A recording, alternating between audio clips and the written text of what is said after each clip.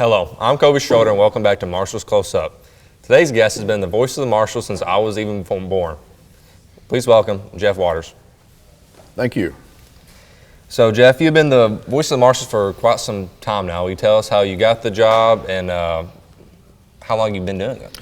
Well, I just finished up my 28th season and actually went to work at WCBL in 1993 and did a little bit of everything for about a year.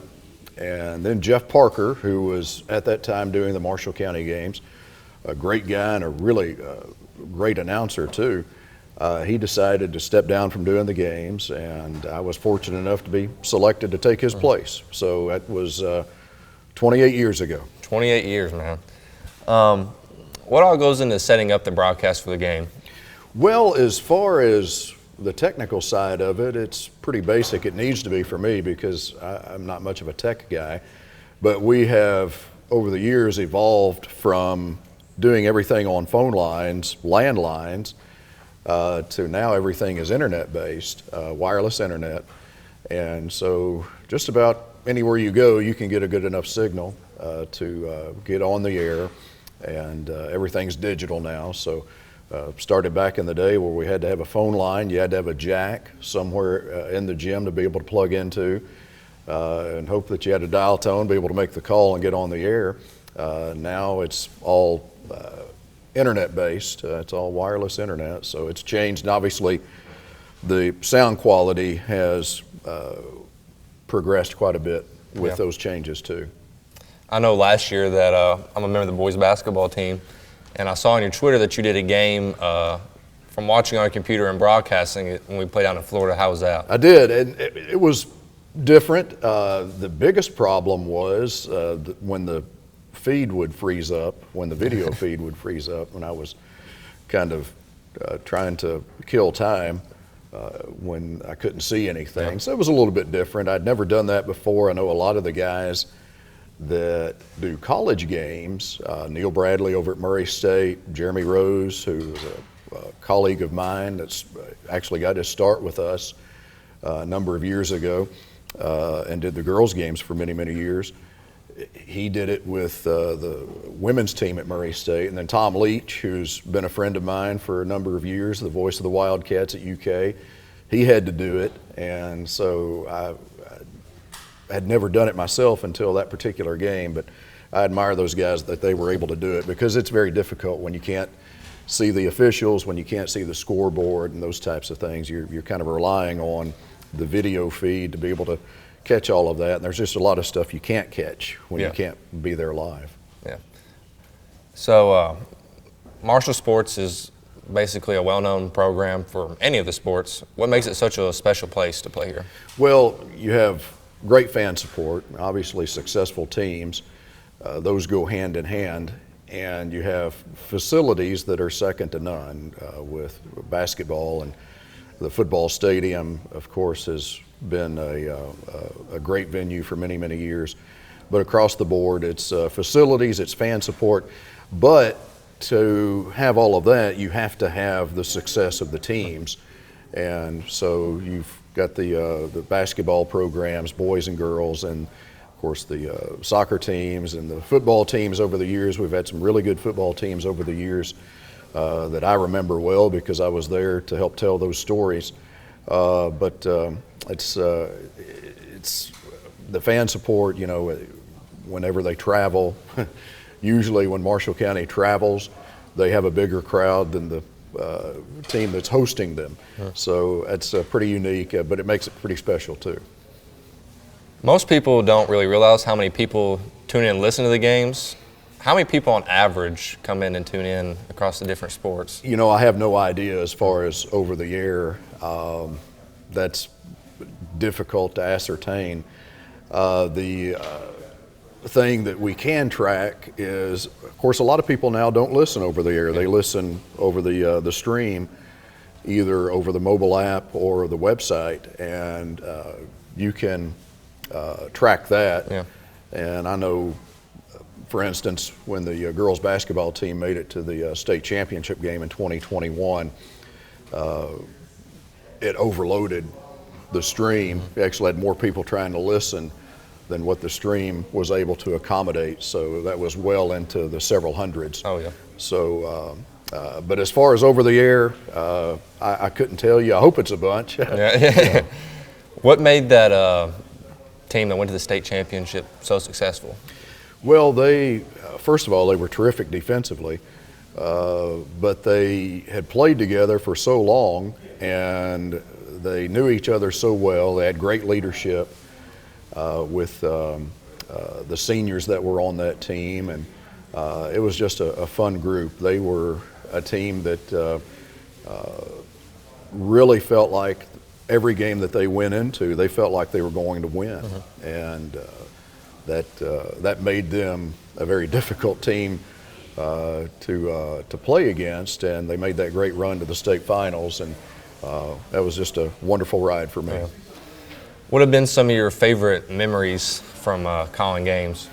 Well, in '95, the Marshall's basketball team, Dan Lange, Jeremy Story, those guys, that was a great team. They went to the state semifinals. Well, that was very early in my tenure at Marshall County, and I thought, you know, and Marshall County had been so many times prior to that, I thought, well, this is going to be a pretty regular thing.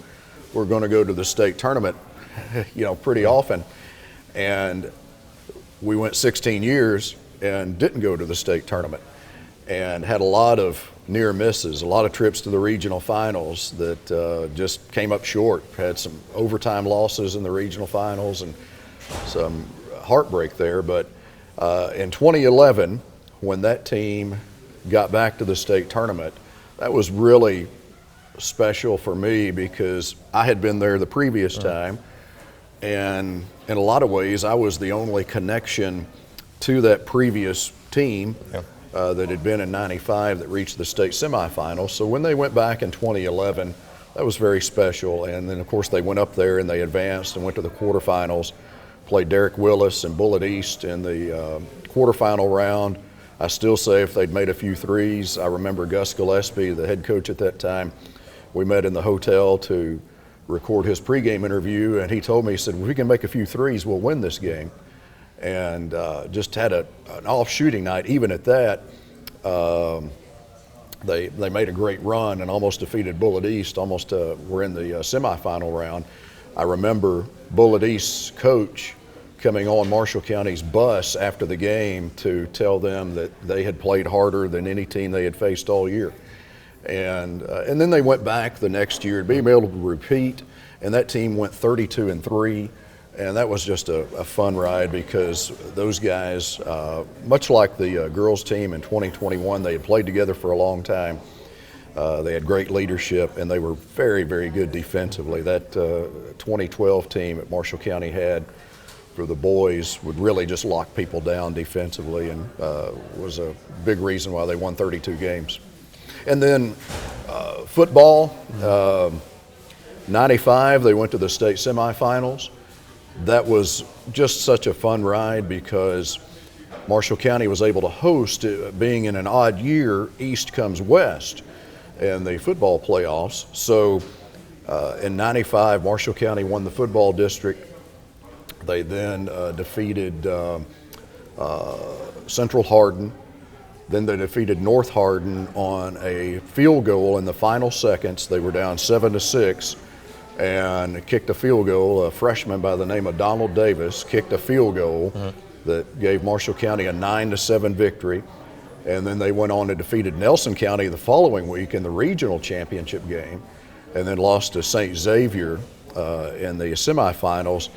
And St. Xavier went on and won the state championship. Marshall County gave them their closest game of the playoffs. '98 team went 11-2.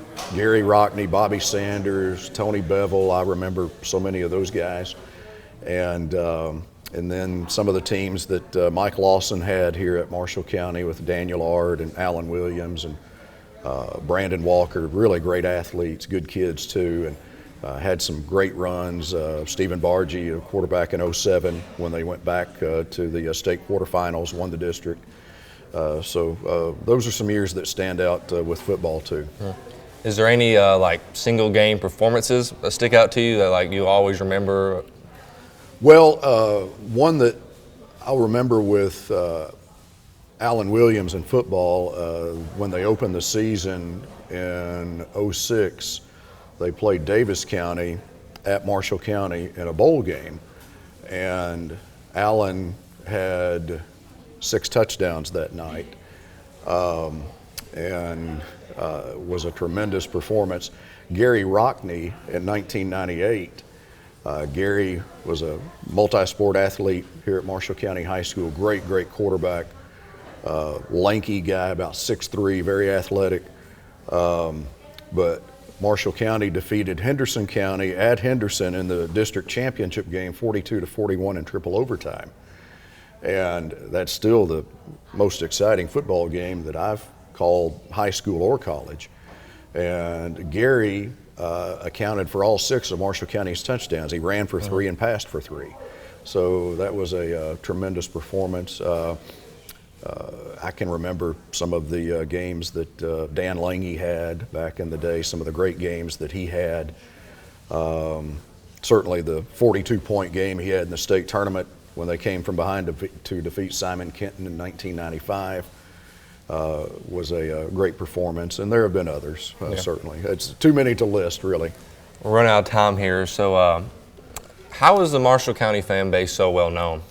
Well, for one thing, I think the numbers that they travel in, and then the distinctive color, that orange color, and that's something that's impossible to miss when you're in a gymnasium or a stadium and you see all of those people in orange or in the combination of blue and orange, and you have a large number of them. Obviously, it's very recognizable. So,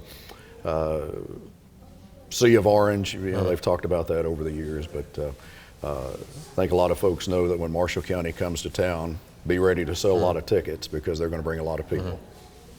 Well, I'd like to thank you for coming in today and talking to us about this with the rest of my class. I really appreciate it.